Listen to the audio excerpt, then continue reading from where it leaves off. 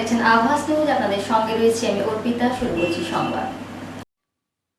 দীর্ঘদিন ধরে শান্ত নারায়ণগড়কে অশান্ত করার চেষ্টা করছে বিজেপি, আর কোনোভাবে তা করতে না পেরে এবার ছাত্রনেতাকে দিয়ে তোলাবাজি ও ভয় দেখানো সহ নানা অভিযোগ ছিল দীর্ঘদিন ধরে। এবার এক হোটেল ব্যবসায়ীকে ফোনে হুমকি ও টাকা চাওয়ার অভিযোগে আগ্নেয়াস্ত্র সহ গ্রেপ্তার বিজেপির ছাত্রনেতা তমাল জ্যোতি জানা। শুক্রবার রাতে নারায়ণগড়ের ডহরপুর এলাকায় একটি হোটেল থেকে তাকে গ্রেপ্তার করেছে নারায়ণগড় থানার পুলিশ। যদিও ছাত্রনেতার বক্তব্য তাকে ফাঁসানো হয়েছে। উল্লেখ থাকে, দীর্ঘ কয়েক মাস ধরেই ছাত্রনেতা বিভিন্ন মোবাইল থেকে হোটেলের ম্যানেজারকে টাকা চাওয়া, হুমকি সহ নানা মেসেজ করে যাচ্ছেন, এমনকি প্রাণে মেরে ফেলার কথাও বলেন মোবাইলে। আর শুক্রবার রাতে হোটেল ম্যানেজার ছাত্রনেতার সঙ্গে দেখা করার কথা বলেন। সেই মতো ছাত্রনেতা দেখা করতে যান, আর তখনই হোটেল ম্যানেজারকে হুমকি দেওয়ায় হোটেলে থাকা কয়েকজন খদ্দের ও স্থানীয় কয়েকজন মানুষ এসে যুবককে ধরে ফেলে। তারপরে নারায়ণগড় থানার পুলিশে খবর দিলে পুলিশ এসে ছাত্রনেতার ব্যাগ থেকে একটি একনলা দেশি বন্দুক উদ্ধার করে তাকে আটক করে। আটকের পর এলাকার তৃণমূল নেতা রঞ্জিত বোসকে বিজেপি নেতা রমাপ্রসাদ গিরি ফোন করে বিষয়টি মিটিয়ে নেওয়ার কথা বলে জানান রঞ্জিত বসু। এই ঘটনার প্রতিবাদে সরব হয়েছেন যুব তৃণমূল কংগ্রেস ও তৃণমূল ছাত্র পরিষদের নেতারা। এই ঘটনার কঠোর শাস্তির দাবির পাশাপাশি তাকে কোন কোন বিজেপি নেতা এই তোলাবাজে মদত দিয়েছে তাদের নাম প্রকাশ্যে আনার দাবি করেছেন নারায়ণগড় থানার পুলিশের কাছে। ব্লক তৃণমূলের যুব সভাপতি সুভাষ রায় চৌধুরীর বক্তব্য, নারায়ণগড়ে এইভাবে নির্বাচনের আগে অস্ত্র নিয়ে সন্ত্রাস চালানোর চেষ্টা করছে বিজেপি, যার প্রমাণ এই দিন পাওয়া গেল হাতে নাতে। এই ছাত্রনেতার সঙ্গে জড়িত নেতাদেরও শাস্তির দাবি তুলেছেন তাঁরা। যদি ধৃত ছাত্রনেতা তমাল জ্যোতি জানার বক্তব্য, তাকে ফাঁসানো হয়েছে সামনে বিধানসভা নির্বাচন, তাই তার আগে 5 নম্বর অঞ্চল তৃণমূলের সভাপতি এই কাজ করেছেন।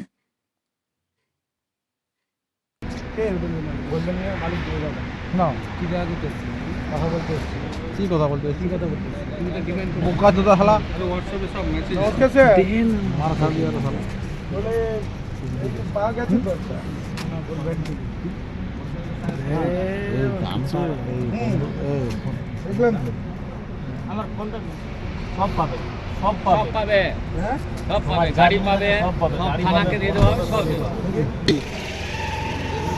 জেলদায় বাড়ি, বুঝলেন? ওটা আছে যেগুলো সেই এগুলো বানানো হ্যান্ডমেড। হ্যাঁ,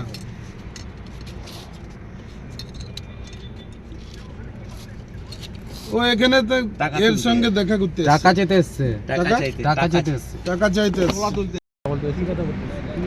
মুখা তো হালা হোয়াটসঅ্যাপে সব মেসেজ মার খাবি আর হালা পাওয়া গেছে তো একটা।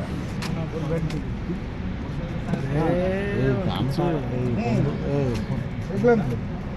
আমার ফোনটা সব পাবে, সব সব পাবে, পাবে, হ্যাঁ, সব পাবে, গাড়ি পাবে, থানাকে দিয়ে দেওয়া হবে, সব দেওয়া হবে।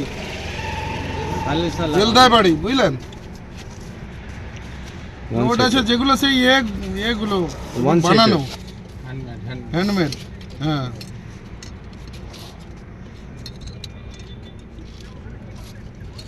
ও এখানে তো এর সঙ্গে দেখা করতে টাকা চাইতে এসছে, টাকা চাইতে এসছে। টাকা চাইতে এসছে।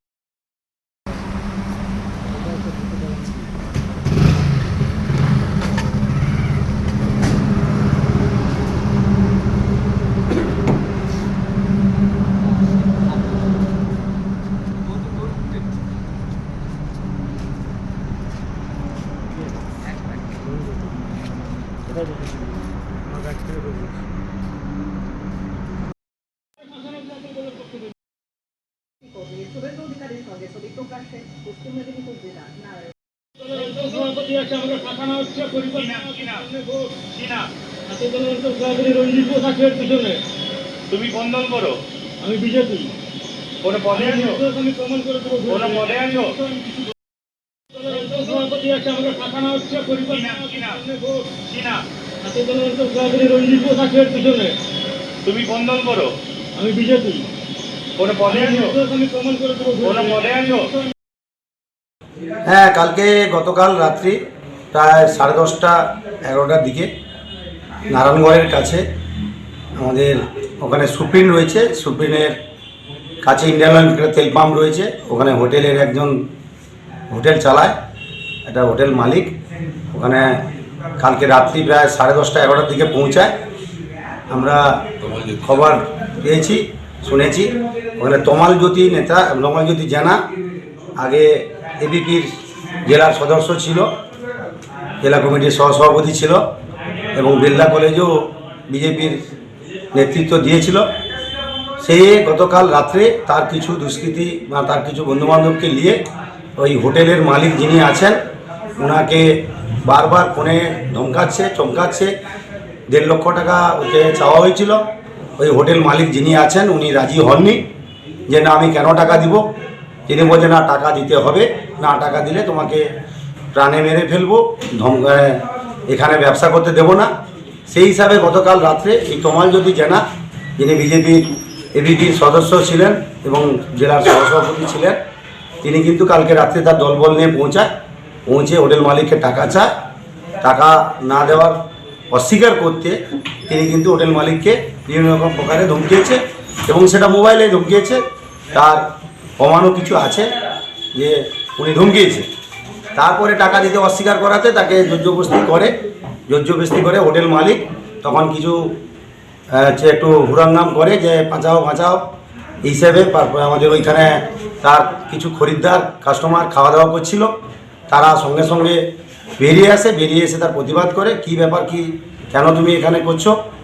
যে পার্শ্ববর্তী কিছু মানুষ ছিল তারাও পৌঁছে যখন সেই তমালজ্যোতি জেনাকে ধরে, তার একটা কাঁধে ব্যাগ ঝুলানো ছিল, ব্যাগে একটা 1 শাটার পিস্তল পাওয়া গেছে এবং সেই পিস্তলে সামনে সাইলেন্সারও লাগানো আছে। সেই পিস্তল কোথায় ছিল না সে কিছু নিরুত্তর। আবার সেখানে সঙ্গে সঙ্গে মানুষ তারা পুলিশকে লোকাল আমাদের নারায়ণগড় থানা আছে, নারায়ণগড় থানায় ফোন করার পরে নারায়ণগড় থানার পুলিশ এসে সেখানে যেহেতু সিসিটিভি ফুটেজ হোটেলে তো থাকে, সিসিটিভি ফুটেজ চেক করে সমস্ত জিনিস তদন্ত করে ওই তমালজ্যোতি জেনাকে অ্যারেস্ট করে দুষ্কৃতী নিয়ে যায় এবং তমালজ্যোতি জেনাকে যখন ধরে তার পাশে সঙ্গে কিছু ছেলে ছিল, সেই হুড়াঙ্গাম শুনে তার সঙ্গে থাকা ছেলেগুলো পালিয়ে যায় সেই মুহূর্তে। তো পুলিশ এসে তদন্ত করে ওকে নিয়ে যায়। তো আমরা একটা কথা বলতে চাই যে বিজেপির সঙ্গে ওই তমালজ্যোতি জেনাকে যখন ধরে তার কিছুক্ষণ পরে মিনিট 5-7 পরে আমাদের ওই অঞ্চল সভাপতি রঞ্জিত বোস ওনার কাছে একটা ফোন আসে। ফোনটা আননোন নম্বরের ফোন। সেই আননোন নম্বরে যখন রঞ্জিত বোসের কাছে ফোন আসে, আমার অঞ্চল সভাপতি 5 নম্বর পাকুড় সেনের অঞ্চল তৃণমূল কংগ্রেসের সভাপতি ফোনটা যখন ধরে তখন দেখে যে রমাগিরি ফোন করার পরে না কি বলছো বলো, না তুমি একটু হোয়াটসঅ্যাপ কলে আসো। কে বলছে? রমাগিরি রঞ্জিত বোসকে। তখন সঙ্গে বলে না কি বলছো এমনি বলো, না তুমি হোয়াটসঅ্যাপ কলে আসো, না কালকের ওই বিষয়টা কথা বলবে, না আমার সঙ্গে কিছু কথা নয়, যদি কিছু বলার থাকে তুমি পুলিশের সঙ্গে কথা বলো। পুলিশ এসে সজ্জামিন তদন্ত করে ওই তমালজ্যোতি জেনা তাকে নিয়ে গেছে। এবার ঘটনাটা হচ্ছে আমরা বারবার বলতে যাচ্ছি তৃণমূল কংগ্রেসে, তৃণমূল যুব কংগ্রেস এবং তৃণমূল ছাত্র পরিষদ যে আজকে বিজেপি যখন গোটা রাজ্যে গোটা বাংলায় কিছু করতে না পেরে সেই নারায়ণগড়ে সেই রমাগিরি গতবারে 26-21 নির্বাচনে দাঁড়িয়েছিল, গোহারা হেরেছে। আবার সেই ঠিক 2026 নির্বাচনের আগে সেই নতুন করে আবার কৌশল করছে যে আজকে কিছু অপকর্ম ছেলেকে নিয়ে, কিছু দুষ্কৃতিবাদ ছেলেকে নিয়ে গোটা নারায়ণগড়টা একটা বিশৃঙ্খলা তৈরি করার চেষ্টা করছে। তার জল তো প্রমাণ। টোটাল আইনিগত ব্যবস্থা নেবেন অবশ্যই পুলিশ, কিন্তু জল তো প্রমাণ তো হাতে নাতে পেলেন, আপনারাও পেলেন, মানুষও পেয়েছে, গোটা বাংলার মানুষও দেখতে পাবে যে তমালজ্যোতি জেনা কী চরিত্র লোক। ও হচ্ছে রমাগিরির খুব কিছু একটা দুষ্কৃতী, রমাগিরির গুন্ডা বাহিনী এক প্রকার। যে নারায়ণগড় কিন্তু এটা করতে দেব না। আমরা তৃণমূল ছাত্র পরিষদ, তৃণমূল যুব কংগ্রেস সবাই কিন্তু এই প্রতিবাদ নারায়ণগড়ে করব। আমরা বারবার সমস্ত সাংবাদিকের সামনে, সমস্ত সভা সমিতিতে বলে এসেছি যে বিজেপি কিছু ভোটে না লড়ে, ভোটে জনগণের কোনো রায় না পেয়ে, জনগণের ভোটে কিছু না করতে পেরে আজকে এইসব অকর্ম কাজ করছে। এর প্রতিবাদ আমরা কিন্তু ধিক্কারভাবে জানাচ্ছি।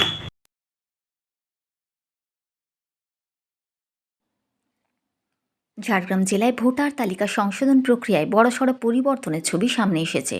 প্রশাসন সূত্রে জানা গিয়েছে জেলায় মোট 52,786 জন ভোটারের নাম ভোটার তালিকা থেকে বাদ পড়েছে। তবে ভোটারদের অধিকার সুরক্ষিত রাখতে এই তালিকা থেকে 15,149 জনকে শুনানির জন্য ডাকার সিদ্ধান্ত নেওয়া হয়েছে। এই শুনানি প্রক্রিয়ার সূচনা হয় আজ। ঝাড়গ্রাম শহরের রাজীব গান্ধী মেমোরিয়াল হলে আজ পরীক্ষামূলকভাবে মাত্র 10 জন ভোটারকে হিয়ারিংয়ে ডাকা হয়।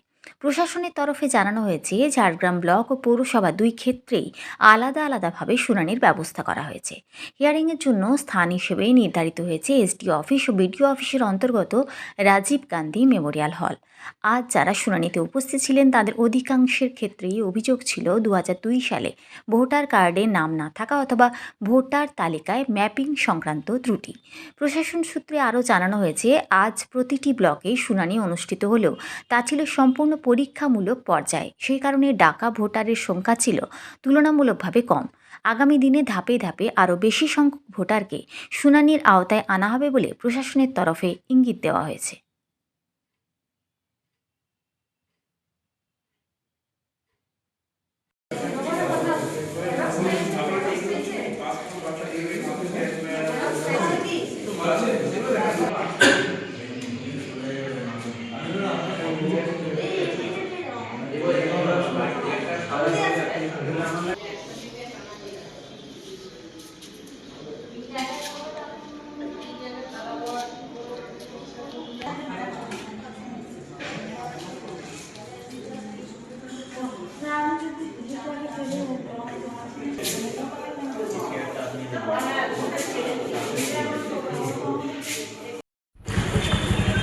আপনার নাম? আপনি কোথায় থাকেন? ফুলডিয়া। বিয়েও কি ওখানেই হয়েছে? আপনার বয়স কত? তো তাহলে আপনার কী সমস্যা আছে? কেন আপনাকে হ্যারিংয়ে ডাকা হলো? হ্যারিংয়ে ডাকার কারণ হচ্ছে আমার বাবাকে ডেকেছে, তার থ্রুতে আমি তো তার মেয়ে, তার জন্য ডেকেছি। মানে আপনারও নাম ওঠেনি? না, আমার আছে 2025 লিস্টে নাম। কিন্তু তাও হ্যারিংয়ে আপনার নাম আছে? তো এখানে আপনাকে কী কী ডকুমেন্টস দেখাতে হবে? ডকুমেন্টস আমার বাবার ভোটার কার্ড, আমার বাবার অ্যাডমিট জেরক্স, আমার অ্যাডমিট জেরক্স, আমার ভোটার কার্ড। আপনার নাম?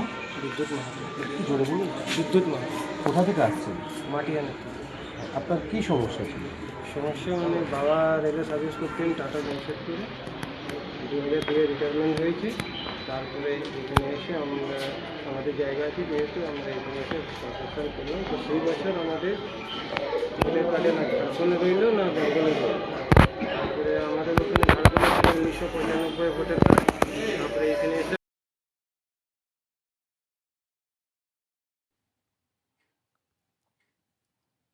বেলদা সমবায় কৃষি উন্নয়ন সমিতির বার্ষিক সাধারণ সভা শনিবার বেলদা গঙ্গাধর একাডেমিতে হয়ে গেল। এই দিনে সভায় হাজির ছিলেন সমবায় সমিতির সম্পাদক অনিল দে, ম্যানেজার শিশির কুমার দাস, স্বপন মাইতি সহ সমিতির কর্মকর্তারা। এই দিন প্রায় 600 সদস্য হাজির ছিলেন এই সাধারণ সভায়। বার্ষিক আয় ব্যয়ের হিসাব সহ আগামী দিনে এই সমবায় সমিতি কোন পথে চলবে তার রূপরেখার ওপর আলোকপাত করেন বক্তারা। তবে অন্যান্য সমবায় সমিতির বিরুদ্ধে যে ধরনের নানা অভিযোগ ওঠে সেখানে এই সমবায় সমিতি দৃঢ়তার সঙ্গে চালিয়ে যাচ্ছেন। আয়ও ভালো হচ্ছে, গ্রাহক সংখ্যা দিনের পর দিন বাড়ছে। বিশেষ করে কৃষকরা এই সমবায় সমিতিকে বেছে নিয়েছেন। বছরে 2 বার কৃষি ঋণ নিতে কৃষকেরা ভিড় জমান এই সমবায় সমিতিতে। আগামী দিনে এই সমবায় সমিতি আরও ভালোভাবে চলুক সেই কামনা করেন সদস্যরা।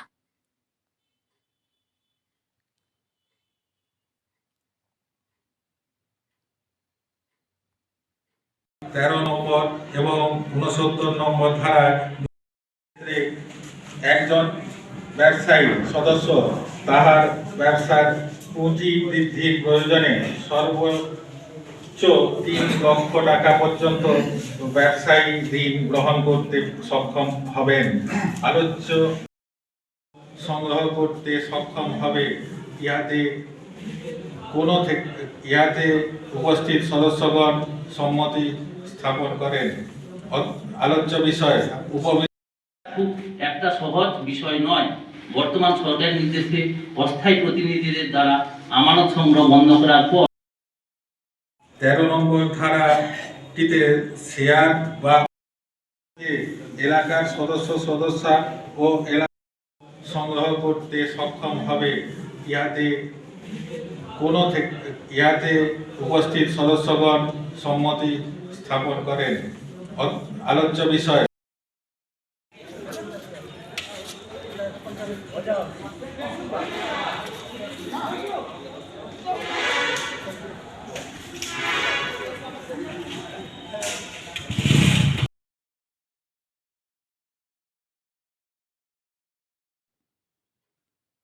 শুক্রবার ঝাড়গ্রাম জেলার সাঁকরাইল ব্লকের ধানঘড়ি গ্রাম পঞ্চায়েতে সরকারের নিয়ম মেনে নতুন করে প্রধান গঠন করা হয়। উল্লেখ্য, ধানঘড়ি গ্রাম পঞ্চায়েতের প্রাক্তন প্রধান অমল কালন্দি বেশ কিছুদিন ধরে শারীরিক অসুস্থতায় ভুগে সম্প্রতি প্রয়াত হন। তার অকাল প্রয়াণে এলাকায় শোকের ছায়া নেমে আসে। এই পরিস্থিতিতে পঞ্চায়েতের শূন্য প্রধান পদ পূরণের জন্য প্রধান গঠনের সভা অনুষ্ঠিত হয়। সভায় তৃণমূল কংগ্রেসের পক্ষ থেকে পঞ্চায়েত সদস্য সীমা শীটের নাম প্রধান পদের জন্য প্রস্তাব করা হয়। উপস্থিত সমস্ত পঞ্চায়েত সদস্যদের সর্বসম্মত সমর্থনে সীমা শীট ধানঘড়ি গ্রাম পঞ্চায়েতের নতুন প্রধান হিসেবে নির্বাচিত হন। প্রধান গঠন শেষে তৃণমূল কংগ্রেসের নেতাকর্মীরা সবুজ আবির খেলায় মেতে ওঠেন এবং নবনির্বাচিত প্রধান সহ উপস্থিত জনপ্রতিনিধিদের দলের পক্ষ থেকে মালা পরিয়ে শুভেচ্ছা জানানো হয়। এদিন অনুষ্ঠানে উপস্থিত ছিলেন পঞ্চায়েত সদস্যরা, পঞ্চায়েত সমিতির কর্মাধ্যক্ষ, সদস্যবৃন্দ, জেলা পরিষদের দলনেতা তথা সাঁকরাইল ব্লক তৃণমূল কংগ্রেসের সভাপতি কমলকান্ত রাউত, ধানঘড়ি অঞ্চল তৃণমূলের সভাপতি নিরঞ্জন হেমব্রম সহ অন্যান্য নেতৃত্ব। নমস্কার। আজকে ধানঘড়ি অঞ্চলের প্রধান নির্বাচিত হলো। আপনারা জানেন, প্রায় 1 মাস আগে আমাদের ছেড়ে চলে যায় অমল কালন্দি। আমাদের প্রধান ছিলেন তিনি। সরকারি নিয়ম 1 মাসের ভিতরেই প্রধান গঠন করতে হবে। সেই নিয়ম মেনে আজকে সীমা শীটকে সমস্ত পঞ্চায়েতরা সরকারি নিয়ম মেনে আজকে প্রধান গঠন করেছেন এবং সীমা শীট প্রধান হিসেবে নির্বাচিত হয়েছেন। আমাদের সাঁকরাইল ব্লকে 10টি পঞ্চায়েত ছিল। 10টি পঞ্চায়েতের ভিতরে আপনারা জানেন 9টি পঞ্চায়েত আমরা দখল করেছিলাম। একটি পঞ্চায়েত ছিল খুদমরাই পঞ্চায়েত, বিরোধীদের হাতে ছিল। সেখানে আমরা বিজয় সম্মেলনের দিনে আমাদের সমীরণ নায়ককে আমরা জয়েন করিয়েছিলাম। সেখানে আমাদের 10-এ 10 হয়েছিল, কিন্তু দুর্ভাগ্যের বিষয় আবার কিন্তু অমল কালন্দি মারা যাওয়ার পরে আমাদের আবার 9 জন প্রধান হয়। কিন্তু আজকে খুশির দিন, কিন্তু অমল নেই, তবু খুশির দিন।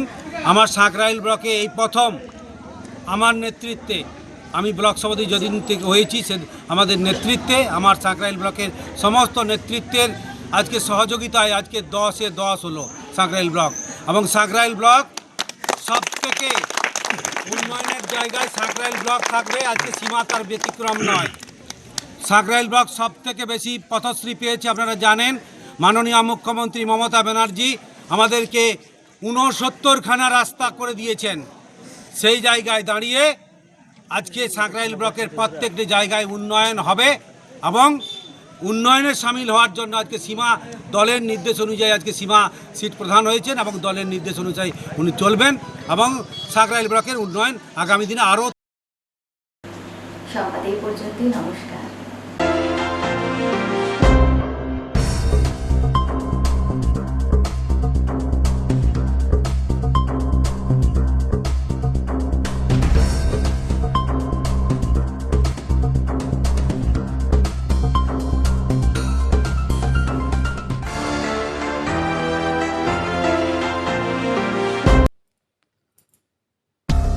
বেলদা প্রভাতী বালিকা বিদ্যাপীঠ, বেলদা, পশ্চিম মেদিনীপুর। 2026 শিক্ষাবর্ষে 5ম শ্রেণী থেকে 9ম শ্রেণী পর্যন্ত ভর্তির ফর্ম দেওয়া শুরু হয়েছে। সারা রাজ্যের শিক্ষার মানচিত্রে বিশেষ স্থান দখলকারী শিক্ষা প্রতিষ্ঠান বেলদা প্রভাতী বালিকা বিদ্যাপীঠ এক আধুনিকতম গর্বের শিক্ষা প্রতিষ্ঠান। বছরের পর বছর ধরে বহু কৃতী ছাত্রী এই বিদ্যালয়ের মুক্ত প্রাঙ্গণ থেকে জীবন সাফল্য প্রাঙ্গণের দিক বিদিকে ছুটে চলেছে। এই ঐতিহ্য ও ধারাবাহিকতাকে পাথেয় করে 2024 সালের মাধ্যমিক পরীক্ষায় এই বিদ্যালয়ের ছাত্রী উদিতা রায় রাজ্যে 8ম ও জেলায় 1ম স্থান অধিকার করেছে। এই শিক্ষাবর্ষে ভর্তির জন্য আজই বিদ্যালয়ের অফিসে যোগাযোগ করুন। বেলদা প্রভাতী বালিকা বিদ্যাপীঠ, বেলদা, পশ্চিম মেদিনীপুর। এই বিদ্যালয়ের বৈশিষ্ট্য উন্নত মানের বৈজ্ঞানিক সরঞ্জাম দ্বারা সুসজ্জিত ল্যাবরেটরি। প্রতিটি ল্যাবরেটরিতে কম্পিউটার, অত্যাধুনিক স্মার্ট ক্লাস অর্থাৎ ডিজিটাল ক্লাসরুম, উপযুক্ত লাইব্রেরি এবং সেখানে বসে পঠন পাঠনের সুব্যবস্থা আছে। আউটডোর এবং ইনডোর খেলাধুলার ব্যবস্থা আছে। প্রশিক্ষিত শিক্ষিকা আছেন। পঠন পাঠনের পাশাপাশি উন্নত সামাজিক মানসিকতা তৈরির জন্য বিভিন্ন রকম কো-ক্যারিকুলার অ্যাক্টিভিটিসের উপযুক্ত ব্যবস্থা। শিক্ষামূলক ভ্রমণের ও ফিল্ড ওয়ার্কের উপযুক্ত ব্যবস্থা আছে। প্রতি 3 মাস অন্তর স্বাস্থ্য পরীক্ষার ব্যবস্থা। সমস্ত বিষয়গুলি সবসময় শিক্ষিকা দ্বারা মনিটরিং করা হয়। উন্নত মানের উপযুক্ত টিএলএম টিচিং লার্নিং ম্যাটেরিয়ালসের ব্যবহারের ব্যবস্থা আছে। পানীয় জলের সুব্যবস্থা, আধুনিক মানের শৌচালয়, প্রতি 3 মাস অন্তর অভিভাবক সভার আয়োজন, সাইকেল রাখার ব্যবস্থা, প্রশিক্ষিত টিচার দ্বারা যোগাভ্যাসের ব্যবস্থা, প্রতি 3 মাস অন্তর কাউন্সেলিং এর ব্যবস্থা, বিভিন্ন ক্যারিয়ার গঠনমূলক সেমিনার ও আলোচনা সভা হয়। বিদ্যালয়ের সমস্ত কর্ম নিয়মানুবর্তিতার দ্বারা সম্পন্ন হয়। যোগ্য শিক্ষক মণ্ডলী উপস্থিত আছেন। বিদ্যালয়ের ছাত্রীদের জীবিকা নির্বাচন ও বাস্তবমুখী করে তোলার জন্য নানা রকম নিউজ পেপার ও প্রয়োজনীয় কাগজপত্রের ব্যবস্থা আছে। মডেল তৈরি, দেওয়াল পত্রিকা, অঙ্কন প্রদর্শনী, হাতের কাজ শেখানো হয়, যাতে তারা মানসিকভাবে ক্রিয়েটিভ ও সুমানসিকতার অধিকারী হতে পারে। এছাড়াও ছাত্রীদের প্রয়োজন অনুযায়ী বিদ্যালয় ও শিক্ষিকাগণ সর্বদা সহযোগিতা করে থাকেন। ছাত্রীদের জন্য, ছাত্রীদের স্বার্থে এই বিদ্যালয় সর্বদাই প্রগতিশীল থাকে ও থাকবে। নমস্কার, আমি বেল্লা প্রভাতী বালিকা বিদ্যাপীঠের প্রধান শিক্ষিকা। আমার সমস্ত ছাত্রছাত্রী এবং অভিভাবক, অভিভাবিকা, শিক্ষা অনুরাগী ব্যক্তিবর্গ যারা রয়েছেন সবার কাছে আমার নিবেদন, আমাদের পুরনো শিক্ষাবর্ষ 2025 শিক্ষাবর্ষ শেষ হতে চলেছে।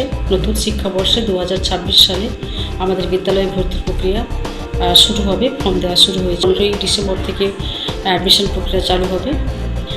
আমার কয়েকটি আবেদন রয়েছে এবং বার্তা রয়েছে এলাকাবাসী তথা সমস্ত অভিভাবক, অভিভাবিকা, ছাত্রী, ছাত্র, শুভানুধ্যায়ী ব্যক্তিবর্গ যারা রয়েছেন প্রত্যেকের কাছে আমার একটি আবেদন যে আপনারা প্রত্যেকে সচেতন হন এবং আপনাদের পার্শ্ববর্তী এলাকায় এবং পরিবেশের চতুর্দিকে যদি কোনো ছেলে মেয়ে থাকে যারা এখনও বিদ্যালয়ের অঙ্গনে আসতে পারেনি তাদেরকে সহযোগিতা করুন, বিদ্যালয়ে নিয়ে আসুন বা পাঠান।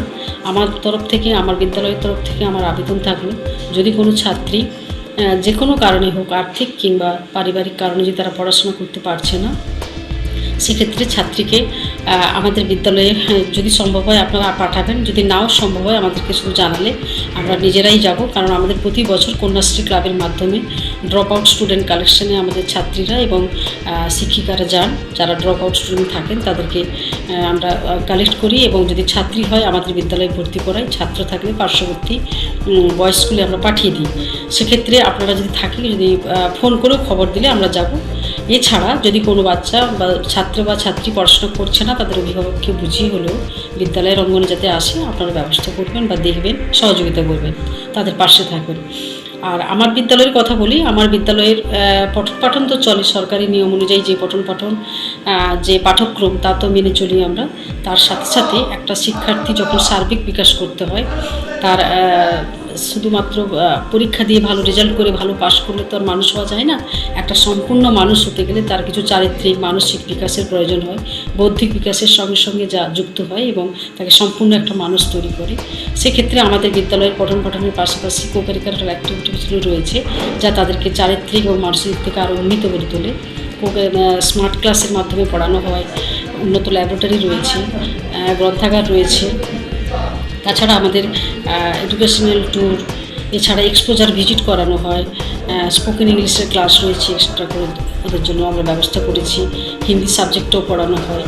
এছাড়াও হাউস অ্যাক্টিভিটিসগুলো করানো হয় যাতে করে তাদের পঠন পাঠনের পাশাপাশি তাদের বিভিন্ন প্রতিযোগিতামূলক যে একটা মানসিকতা, যে আমরা আরও ভালো করব, আরও ভালো করব, সেই ভাবে তাদেরকে আমরা তৈরি করি। এছাড়া পড়াশোনার পাশাপাশি আমরা চেষ্টা করি একটা ছাত্রীর সার্বিক বিকাশে যতটুকু সহযোগিতা করা যায় বিদ্যালয়ের পক্ষ থেকে। অভিভাবক মিটিংগুলো আমরা করি, অভিভাবকদের কাছে আমরা ছাত্রীদের সমস্যাগুলো তুলে ধরি যাতে করে অভিভাবকরা চিহ্নিত করতে পারেন তার ছাত্রীর প্রবলেম বা সমস্যাগুলো কী। এইভাবে আমরা সার্বিকভাবে একটা ছাত্রীর বিকাশে সহায়তা করি যাতে কোনো সমস্যা না হয়। তো এইভাবে আমরা তাদের পাশে থেকেছি আজ অবধি, আগামী দিনেও থাকবো, এই অঙ্গীকার আমাদের বিদ্যালয়ের পক্ষ থেকে রয়েছে। তাই সমস্ত ছাত্রীরা যারা আমাদের বিদ্যালয়ে ভর্তি হতে চাও তারা এসো, ভর্তি হও এবং আশা করি আমরা তোমাদের সবসময় পাশে থাকবো এবং আমাদেরও পাশে তোমরা সবসময় থাকবে। এইভাবে আমরা একে অপরের পাশে থেকে আমরা পরিবেশকে তথা বিদ্যালয়কে আরও উন্নত করব। সবাইকে আমার নমস্কার।